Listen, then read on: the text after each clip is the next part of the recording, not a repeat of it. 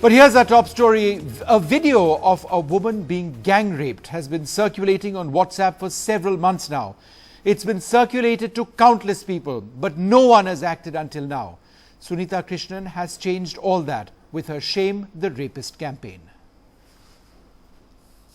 A graphic 8-minute video of a gang rape with the rapist grinning and posing for the camera had apparently been doing the rounds on WhatsApp for months now. Till Hyderabad-based activist Sunita Krishnan decided to use social media to shame the rapists and get them punished. What was shocking to me is the fact that hundreds of people had already seen it, and it had passed through many hands to reach these young boys who had alerted me. A few hours after the anti-trafficking activist launched her Shame the Rapist campaign on Facebook, her car was vandalized by unknown miscreants. The police, however, say the incident may not have any link with the people she wanted to expose. There is no information to suggest that they are from Hyderabad, but we are on the lookout, and definitely we are confident if they are from Hyderabad, their identity will be definitely established. Where the rape incidents took place and when is not yet clear, but news of it circulating on social media has provoked outrage. There has to be a mechanism in place wherein such circulation should be immediately stopped. And cybercrime is something which we need to take up very seriously in this country. Before we demonize only the rapists, we should also think about how the rapist within so many of us actually consumed that video. The police now has the challenge of not just finding the rapists and getting them punished at the earliest, but also sending across a strong message that sharing such video content is equally criminal. In Hyderabad, Uma Sudhir, NDTV. All right, it's called Shame the Rapist. It's an effort by Sunita Krishnan to out these people, find out who exactly they are, bring them to justice. These people are animals. These people are individuals who gang raped a woman, WhatsApp that video, and as you can see, they're smiling, they're happy, they're oblivious to the law, they don't care about the law, they don't care about rights, they don't care about anything. We join Sunita Krishnan in this effort of hers for justice, and she joins us on this program. She's a human rights activist. She's somebody who has herself at the age of 15, she was just 15 years old when she was brutally attacked herself. And since then, her cause in life has been to prevent the trafficking of women, of girls, of protecting the rights of women who've been raped, who've been molested. She joins us today. Sunita, thank you so much for coming and joining us today.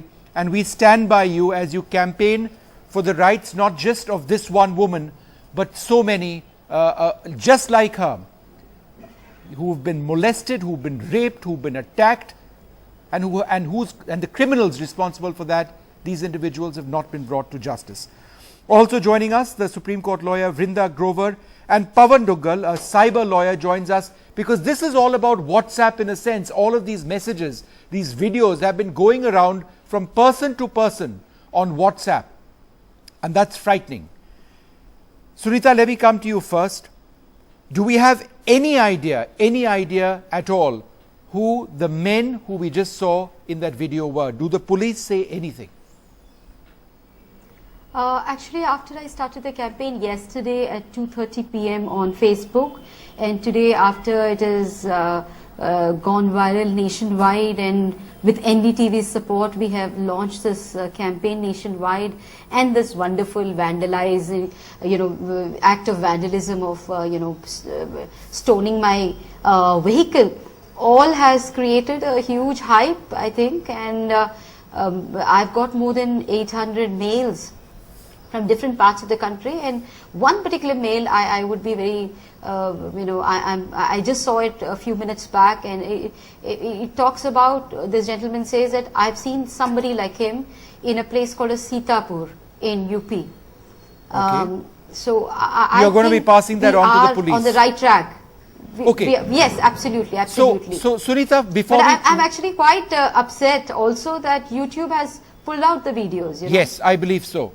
We are going to be talking about that in a moment, Sunita. But before we do that, I just want to ask you, tell our viewers where they need to get in touch with you in case they can identify or they think they have the identity of these people whose faces we are flashing. We don't have any of these concerns of YouTube. We are trying to bring these criminals to justice. How do they get in touch with you? Please send me an email, sunita_2002@yahoo.com. Okay, and we are going to have that her email address flashed over there as well. Sunita, the scariest part of this entire thing is that it's WhatsApped. And you know, we've heard others also comment about it. And one of the scariest comments which we just actually saw in that story of ours was that it takes a certain kind of rapist and a certain kind of sick person to actually consume videos like that, let alone bring anybody to justice. There are voyeurs and there are perverts who will be looking on at that video and doing nothing about it. Absolutely. I think there are 2-3 things that scares me. One, that you know, I don't know whether it's hundreds or thousands or lakhs of people who had seen this video before it landed in my hand. But today, after this campaign started, I have at least 150 mails where people have sent me newer videos. Meaning, I'm now becoming a data bank of such videos. It's scary that people have watched these videos and kept silent about it. A data bank of videos, Sunita, a data bank of other cases. People are passing on these videos to you and saying, look, it exists all over the place. And these are rapes you're talking about. Yes. Rapes and actual rapes that has been, recorded, because, you know, today with technology, mobile phone is the most widespread used tool to intimidate a victim.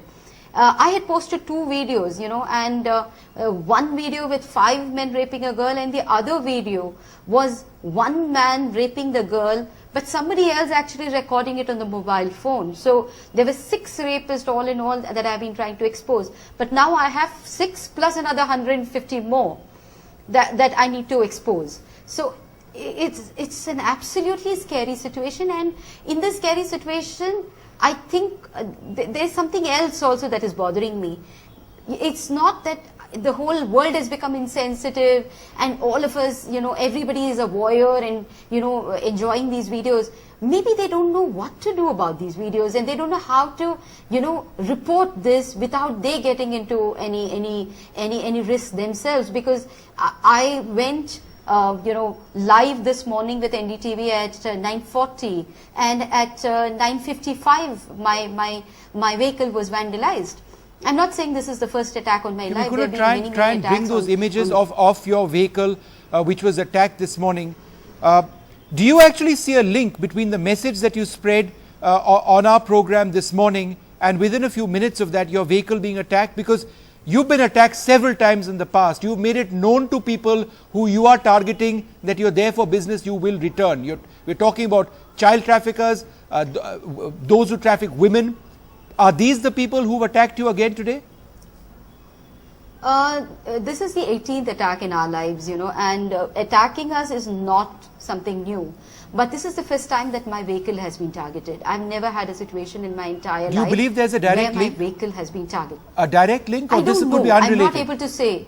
It could be unrelated, it could be related, because simultaneously 2 other things happened, which I'm just speaking for the first time now on NDTV. I got, you know, more than 20 mails, pornographic mails, very graphic, very abusive pornographic mails to me.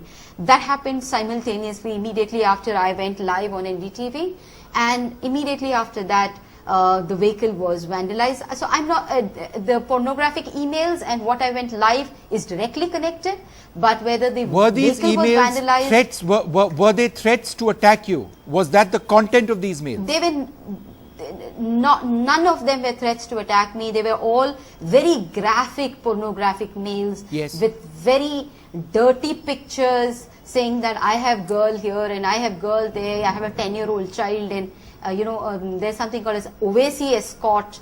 Some gentleman has sent it from there. So a series of such mails, and that's also a new precedence for me. I have not had people sending me such pornographic mails in one day, so many of them.